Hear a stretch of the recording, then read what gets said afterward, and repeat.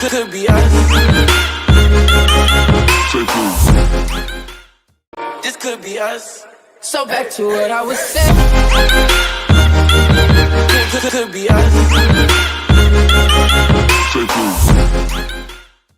This could be us. So back to. What's going on, everybody? We are doing another video in the pawn structure series. We talked about backward pawn. We talked about isolated pawn, winning with or against, winning with or against. Now we're going to get into pass pawns. A lot of chess players believe that the word pass pawn is actually a positive thing always, not necessarily. There are some rules when there's a pass pawn on the board. So if you're going against a pass pawn, it's okay to allow a pass pawn as long as you have the square in front of it controlled, and especially if you put a knight on that square, because when you have a knight that blockades your opponent's pass pawn, the knight can actually attack squares as well as stop the pawn. So that is a rule when you're going against a pass pawn. But when you have a pass pawn, it's usually a good idea to have play on other parts of the board, because the pass pawn is like in-game insurance. Like you know that your opponent is going to have to stop that pass pawn from advancing, which allows you to do other things on the other part of the board. So it can act as a distraction. And you want to control the square in front of the pass pawn when you own it, so that you can clear its way for promotion or for it to move up the board. And so that's what we're going to look at today. This video is about winning with the pass pawn. And the example game we have today is a player that I kind of like because he is known for playing really good in games. Pass pawn is considered to be one of a key factor in the end game when queens are traded off. And Schlechter is really good at that part of the game, and that's who we're going to look at now with the white pieces. And he's playing with someone named Julian Perlis, and this happened in 1911. We're going to get into the game right now. Go back here. So Schlechter played d4, Perlis played d5, c4, where white has this space advantage here. Perlis plays c6 just to solidify the center of the board. Knight f3, knight f6, that's development. e3, so Schlechter can develop the bishop eventually and get castled. And then here black plays bishop to f5. The reason for this is he could have played e6 to castle, but then that bishop is stuck in there.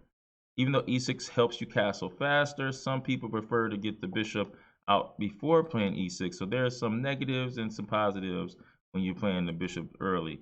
Main thing is this b7 pawn is unprotected and can be hit with a quick queen b3. That's what Schlechter does. He attacks what the bishop left behind. And then queen b6 is played here. And then he plays c takes d5.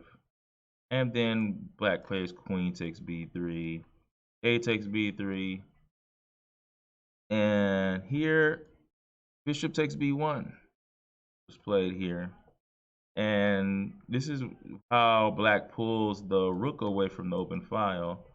So after bishop takes b1, Schlechter doesn't take the bishop back.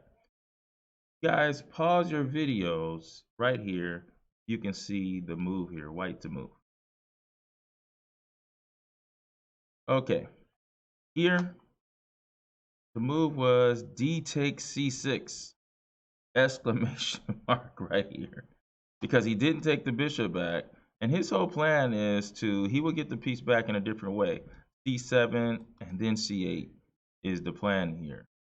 But here, Perlis moved the bishop back, and then the amazing move, rook takes a7, attacking a piece more times than protected.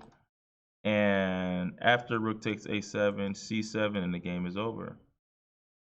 We're threatening to take the knight with a promotion to a queen, or just queen on c8. You can't stop both moves. A queen is coming, and that's what happened in this game.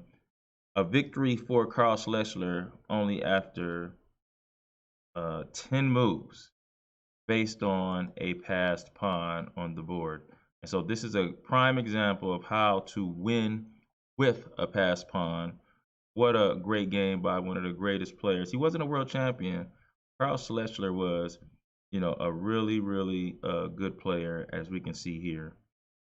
And so for the Implodians, I am Coach Brian. This is Winning with a Passed Pawn. Implodian out.